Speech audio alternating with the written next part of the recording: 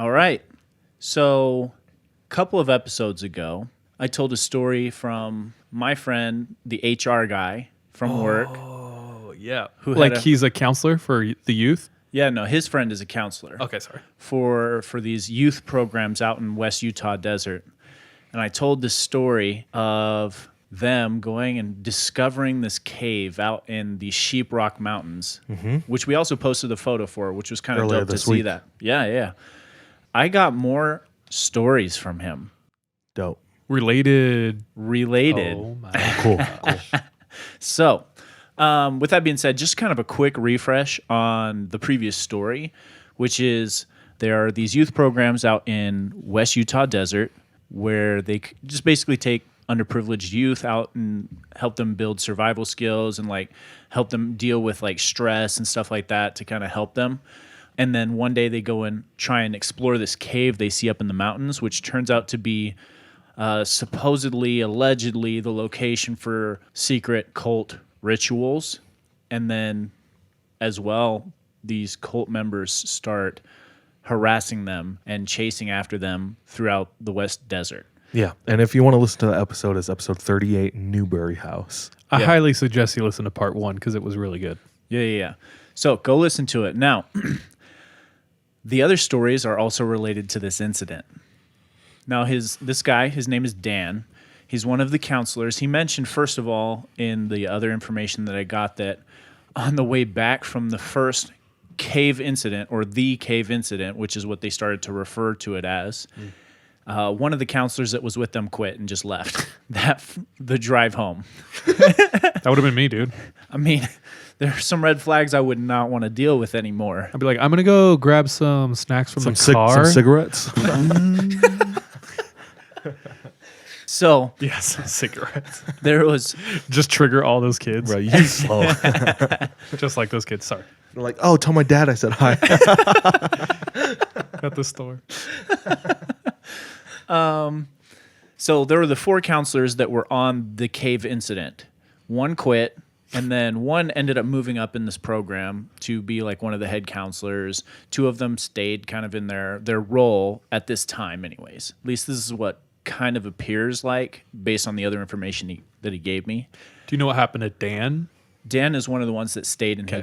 his role. Okay. So he mentions that the harassment did not stop as they continued doing these youth expeditions out into the Utah West Desert. He mentions one time where he and another counselor take one of the kids out because it was just a one-on-one, which they do apparently.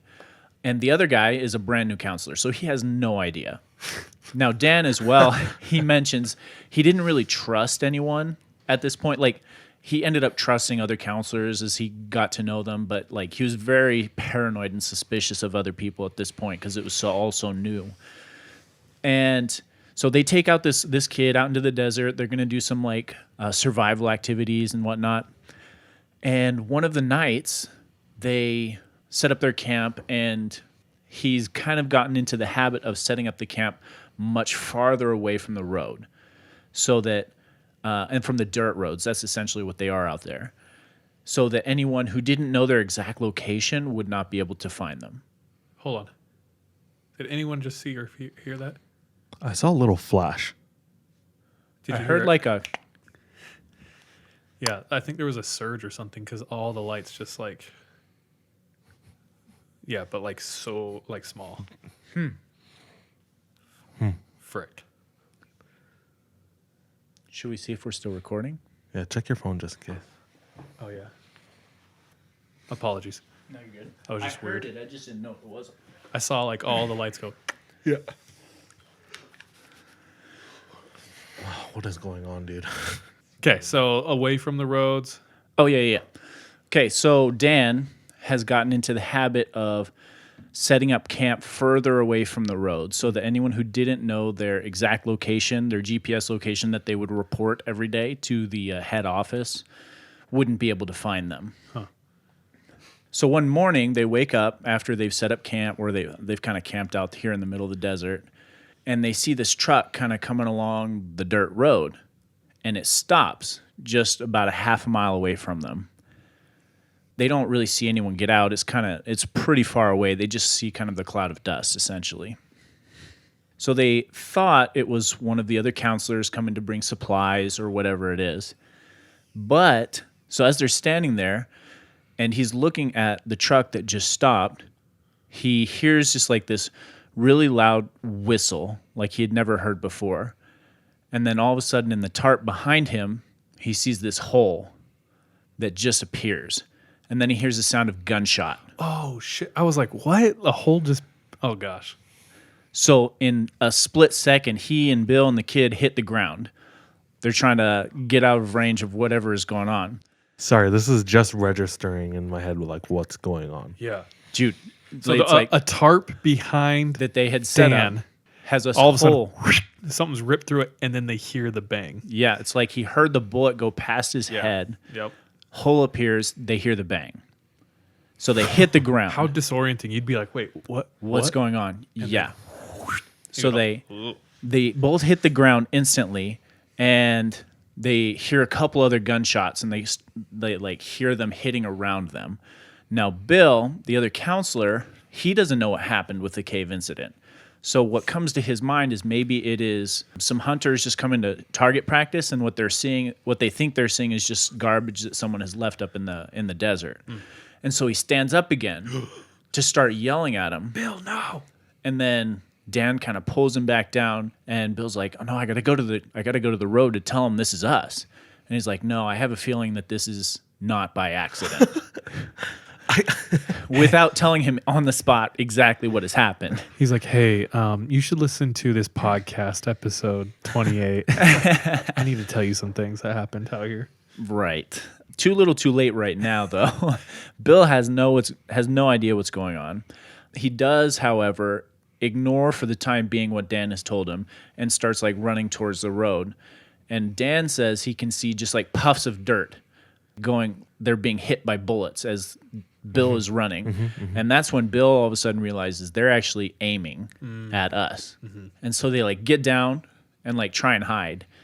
And eventually the shooting stops, and Dan is able to get to the little like sat phone that they have. He first of all calls the sheriff's office, and the sheriff's are like, "We're going to send a car, but the closest one is 70 miles. Good luck, mate. Okay, bye." And then they call the head office, and they said they're going to send someone over immediately, and they're a little bit closer. But then at this time, the truck starts taking off. It starts leaving. Away. They see it going off into the distance, and then they kind of head towards the road, find out where the truck was parked, and they see all the shell casings right around where they were shooting and stuff like that. They have no idea who it was or what was going on. Not smart. Of whom? The shooter, because you can get the shell casings and then find that would help in the investigation. True. And he mentions that the sheriffs did end up showing up, and they like took their statements, but they never heard from them again after that. Which, I mean, I guess I don't know how that works, if they hear about it or if you're not actively seeking that information. I don't know. Yeah. DM me, bro. Be like, please let Officer me know. Bob, please, yeah. Slide in. Whenever you catch these freaks out here in the desert. It's sad because I could see that to and who knows, this is complete speculation, but I could see to an officer you not taking that so serious, but to you it's like someone tried to kill me. That was attempted murder, you know? Yeah. I don't know. Yeah. No, I mean, but like, what are you supposed to do as an officer? Okay, Yeah. I'll look out for a truck. I'll look out for a truck, and if those rounds are bought illegally or whatever it is, or the gun's illegal, I don't know how much you can do at that point. I don't know. Yeah, I don't know. Like, to an officer, is there like a serial number on the bullet you could look up that is like registered to the person who bought it? Probably, you know what I'm saying? Well, I think what they do is they track like Where it was bought. the shell casings. They can find out Where they sell it. where they sell it, but also what gun it's coming from. Like what kind yeah. of guns And use that's that. where they track. It's like, this is not a rocket launcher. It's not a needler. Not an energy sword. Needler. But anyways, now Bill's looped in, knows the cave incident happened. Low key, how pissed would you be if you were Bill? You're like, bro, you didn't tell me what was going on out here? For real. I'd be a little upset. Now, they kind of go their separate ways. Nothing really happens for a little bit. Now, another time, and this happened in October, him, Dan, and one of the other counselors that kind of stayed in their same role after the cave incident, whose name was Katie, I think. They end up going on another expedition with a larger group of kids again. So there's a couple of counselors, a bunch of kids. Now he mentions that this group was actually a really good group. Is a bunch of like boys that were really excited, or not really excited, but were just like compliant and weren't dragging their feet the whole time. But he said that they enjoyed that group that they were with. And it was right around October. And he said that the holidays, while they're out on the trail, were actually really good experiences for them. They would bring stuff like special foods or whatever it is to kind of make it a little more enjoyable. So they're in October, and he says around October 31st is when this kind of happened. So they brought special snacks? Snacks. He said this time they brought like some paint and stuff that they could like draw and stuff like that, but they only brought it out like on the actual day. But anyways, they have this other large group out in the desert. It's October. It's kind of chilly at night. Remind me of what this is again. It's like underprivileged youth. Oh, okay. Where It's not scouts. not scouts. It's not the Pawnee goddesses. Not the bunny goddesses. It's closer to like Is it a for kids, foster like home? trouble kids? Yeah. Okay. Like foster camping. It's like holes without the holes. Yeah. Yep. That was stupid.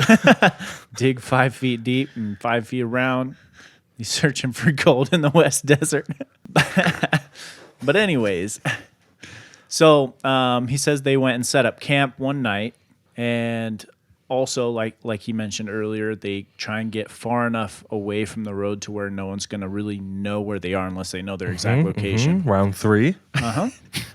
And he also kind of goes into a little bit of detail on what they would have to do as far as digging latrines. According to state like code, they would have to go like 200 yards away. And then according to like the rules of this company that they work with, the foster or whatever, underprivileged youth, it had to be close enough to where you could hear them yell their name. So it was about 200 yards. And then they would also have to dig another hole for wastewater and stuff like that. Who's checking if they're digging holes? God. Just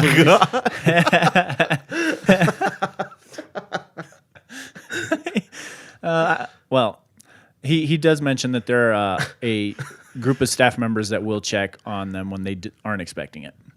So, additionally, they would have to dig a fire pit as well. So, at least 3 holes. The fire pit would be in camp. The other 2 would be outside of camp, a couple hundred yards at least. That night, they're sitting around the campfire. They're doing their face paint or finger painting or whatever it is. I can't remember. And he gets up to go to his tent to kind of grab his beanie because it starts getting a little more chilly that night. As he's going to his tent, he sees someone about 30 feet away from him, kind of walking away from the fire. Now, he sees them in time to where he notices that this person is wearing kind of the gear that the students wear, or these underprivileged youth. So his first thought is, it's one of the kids. But then as he tries to call out their name, or like, who is that? They kind of disappear into the shrubbery. He goes back then, Dan goes back to the campfire and checks in with like all the students and the counselors, and they're all there. Now, there's kind of 2 things that come up in his mind at this point. He doesn't mention to the other counselors what he's seen, but the person he did see was wearing the gear that the students wear. And he mentions that at this point, they didn't use like popular gear or whatever. It was smaller local brands or from all over the place. And really the only 2 options are that they came into camp and stole it, or that someone that works for the company is giving it to them. Now, he mentions that because that second option is what he feels like is actually the truth. Oh, crap. Because That's even scarier to me, dog. Because in the various harassment situations that he's dealt with over the past few months, they were still able to find them. That's what I was wondering. How did they find the truck last time? And these harassment situations only happened to either him or the other counselor that was also at the cave incident that was still working in their same role. Like Catherine or Katie, I think. Katie. So they knew where they were and knew who they were. Got like a bone to pick or something. Yeah, something like that. But that's like you can get hurt doing stuff like that. I mean, it's true. I don't. Someone's shooting bullets at you, so it's not. It's pretty innocent real. breaking. Yeah. So it's not like they're just trying to harass them. And he mentions as well that Katie had dealt with those various harassment situations, like someone had come and slashed their water jugs and stuff like that while they're out in the desert so that they didn't have water. Stuff like that.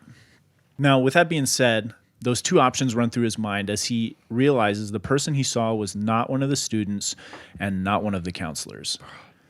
Now, as he's kind of like thinking about this, he tells Katie, because she was at the cave incident. And he obviously trusts her. She's the one that he does trust at this point. One of the students kind of like looks at him and is like, "Are there people out there?" And he was like, "No, there's no one out there." And then the student was like, "Yeah, there are. We saw them. Oh, gosh. They were up there on the hill watching us."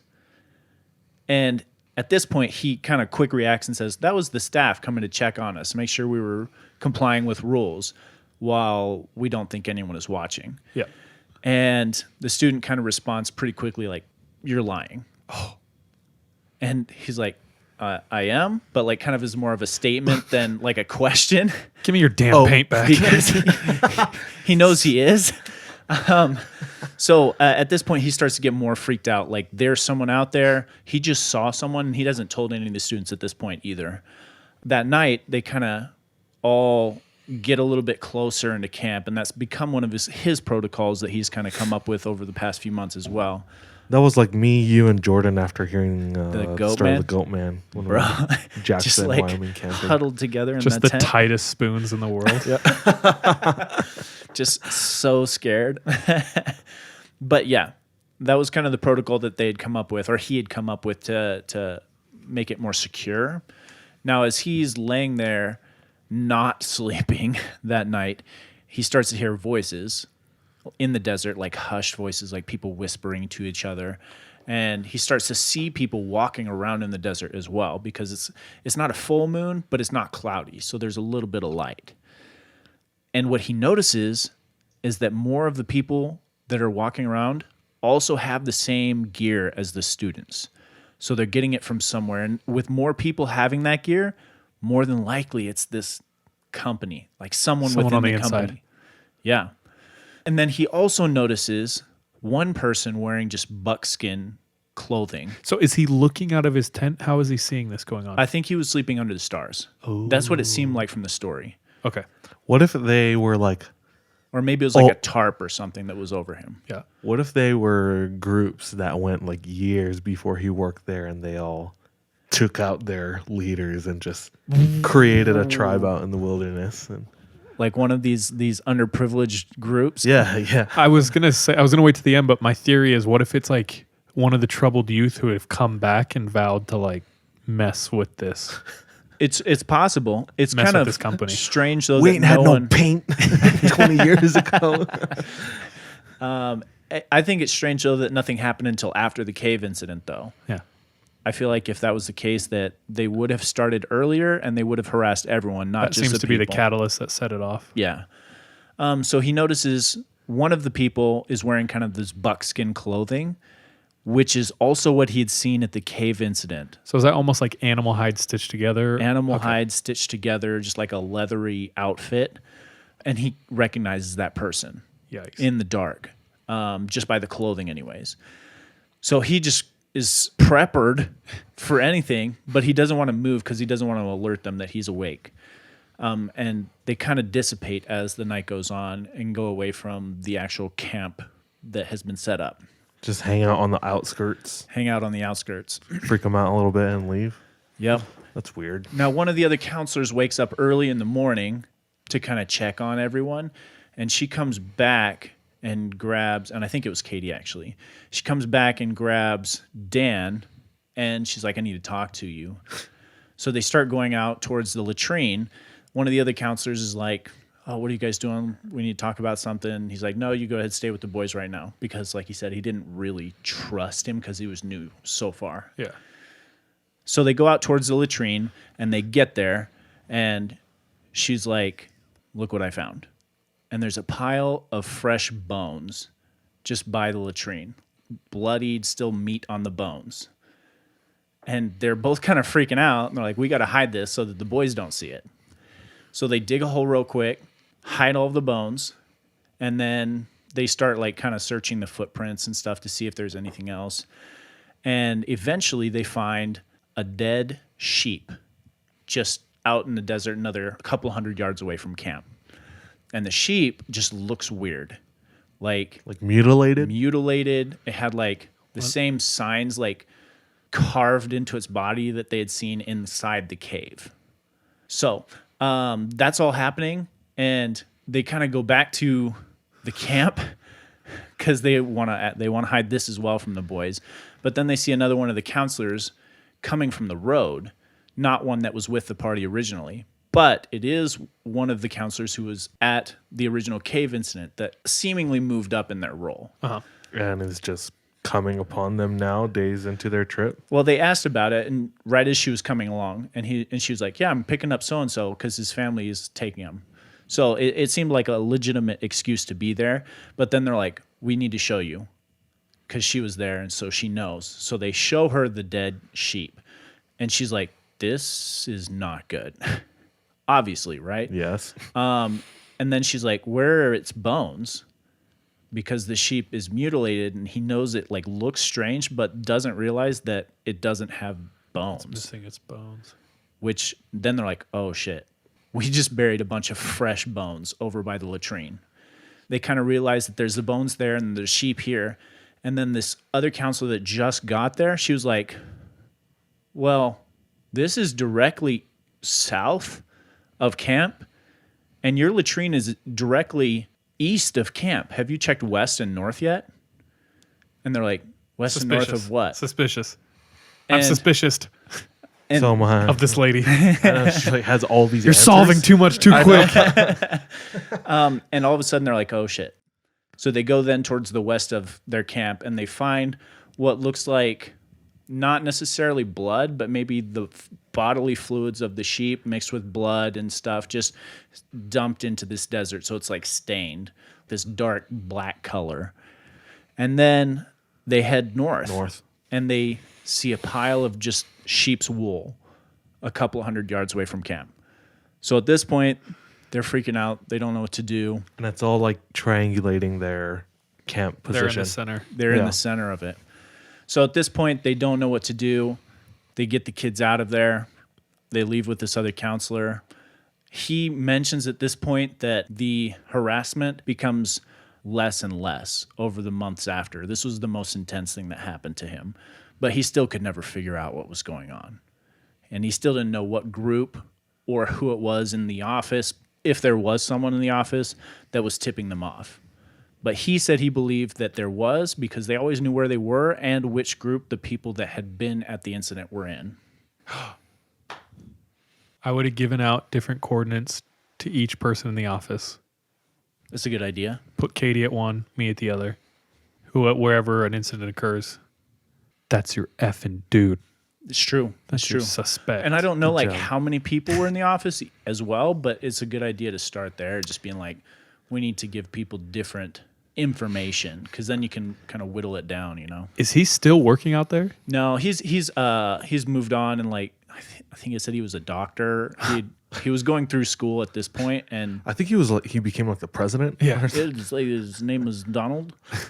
Donald Barack O. Clinton. That's crazy. Talk about a freaking hostile work environment, dude. You have people trying to kill you and potentially coworkers who are helping them try to kill you. And then not the Stressful. easiest job either. Handling some troubled youth. Yeah. Yeah. Try not to smack a child. Constantly. Yeah, no, I was just like, this is freaking crazy. having to deal with this, and then all of the outside people are in on it. That's what's scariest to me. That's the to be scariest element honest. to me. I don't like that. Why'd that dude stop shooting? I don't know. Maybe they didn't have any more ammo. Didn't have any more ammo. Maybe they fed up expect with to kill them in the first couple shots. their 0% accuracy. They were They're ashamed. stormtroopers. They were making it easy. Yeah, they were standing there like, what bullets? Yeah. And then they just crouched down. Yeah, no, I imagined them hitting the ground and like army crawling, except for Bill. I would have 'cause he just seemed rolled, he was- dude. Yeah, Dude, yeah. if gaming taught me anything, you need to AD strafe. Yeah, you need to be Sporadic. strafing, dog. Crouch. Yeah, jumping and crouching. That's how you do it, dude. Yeah, but no, that whole story is just it's crazy to think about and to be in that scenario too. I want answers so bad. So he's actually going to be in town again this summer sometime. Victor was telling me, and I was like, we should have him on. And he's like, yeah, I'll Invite let him. him know. Well, his friend or Victor, I'll our freaking guy, if he wants, I'll cloak his face and yeah. Yeah, bring him through. I thought I found a Yeah, I'm gonna let him know if he wants to come on because those are just a couple chapters in his book that he's writing about his Oh my his experiences out there. Hell yeah, bring Cool. him on. Yeah. So I'm gonna let him know. That would be dope. What if like he attracts Moleskin Man here? Moleskin Man? Yeah, that's what I'm going to start calling him. Oh, Maybe, dude. Yikes. that's Dude, weird. that's crazy. That's truly terrifying and exhilarating. Reminds me of the story you told where they woke up in the middle of the night, or they woke up the next morning or something, and they found a single set of footprints. The human bare footprints. Oh yeah. That was in the Uintas. So opposite See direction, you but in still the Uintas? terrifying Yeah. and close. Opposite direction, still terrifying. Yikes. All right. Well, hopefully he comes on. Yeah, no, I'm gonna let him know if we can. That would be sick. I think it's like July that he's gonna be in town, is what Victor was saying. But Cool. yeah, that's what I got. Keep us updated. Yep. Dude, thank you. You good? Yep.